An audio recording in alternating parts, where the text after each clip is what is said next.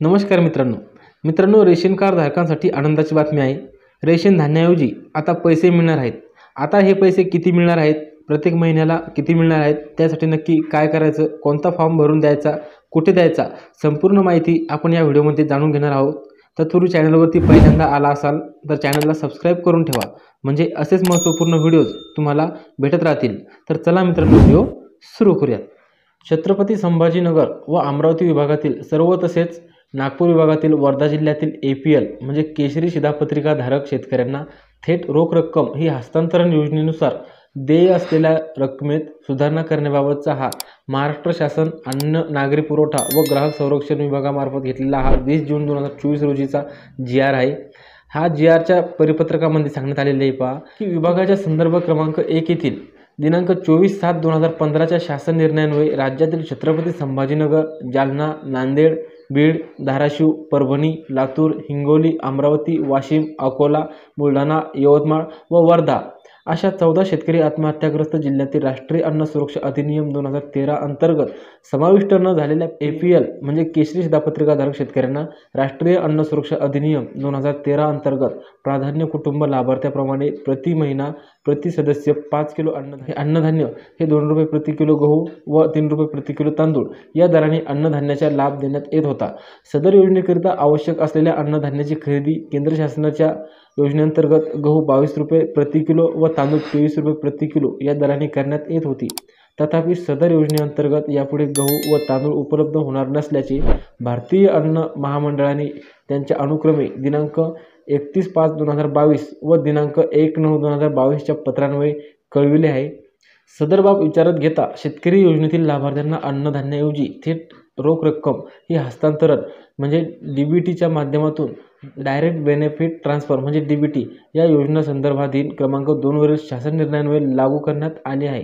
त्यानुसार राज्यातील छत्रपती संभाजीनगर, जालना, नांदेड, धाराशिव, परभणी, लातूर, हिंगोली, अमरावती, वाशिम, अकोला, बुलढाणा, यवतमाळ व वर्धा अशा 14 शेतकरी आत्महत्याग्रस्त जिल्ह्यातील राष्ट्रीय अन्न सुरक्षा अधिनियम 2013 अंतर्गत समाविष्ट न झालेल्या APL केशरी शिधापत्रिकाधारक शेतकरी लाभार्थ्यांना माहे जानेवारी 2023 पासून अन्नधान्याऐवजी प्रति महिना हे प्रति लाभार्थी 150 रुपये इतक्या रोख रकमेच्या हस्तांतरणाची योजना ही कार्यान्वित करण्यास मान्यता देण्यात आली आहे।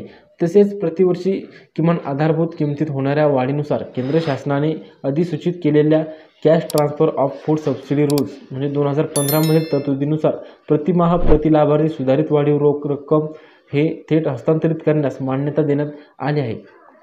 तर मित्रांनो, केंद्र शासनाकडून खरीप हंगाम सन 2023-24 व रब्बी हंगाम सन 2024-25 साठी किमान आधारभूत दर जाहीर करण्यात आले आहेत।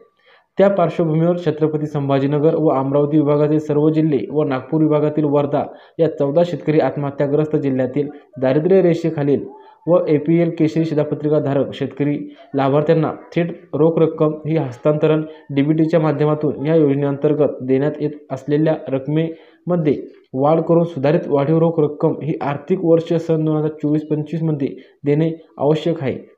त्या अनुषंगाने छत्रपती संभाजीनगर व अमरावती विभागातील सर्व तसेच नागपूर विभागातील वर्धा जिल्ह्यातील APL केशरी शिधापत्रिकाधारक शेतकऱ्यांना थेट रोख रक्कम हस्तांतरण योजनेनुसार देण्यात येत असलेल्या रकमेत सुधारणा करण्याबाबतचा पुढीलप्रमाणे सूचना सुद्धा देण्यात आलेल्या आहे। त्या सूचना आपण येथे पाहूयात। राज्यातील छत्रपती संभाजीनगर, जालना, नांदेड, बीड, धाराशिव, परभणी, लातूर, हिंगोली, अमरावती, वाशिम, अकोला, बुलढाणा, यवतमाळ व वर्धा अशा 14 शेतकरी आत्महत्याग्रस्त जिल्ह्यातील राष्ट्रीय अन्न सुरक्षा अधिनियम 2013 अंतर्गत समाविष्ट न झालेल्या APL केशरी शिधापत्रिकाधारक शेतकरी लाभार्थ्यांना माहे एप्रिल 2024 पासून प्रति महिना प्रति लाभार्थी 170 इतकी रक्कम लाभार्थ्याच्या आधार संलग्न बँक खात्यामध्ये थेट हस्तांतरित करण्यात यावी। म्हणजे DBT लिंक असलेलं जे खातं आहे त्या खात्यामध्ये ही रक्कम हस्तांतरित करण्यात यावी असे सांगण्यात आले।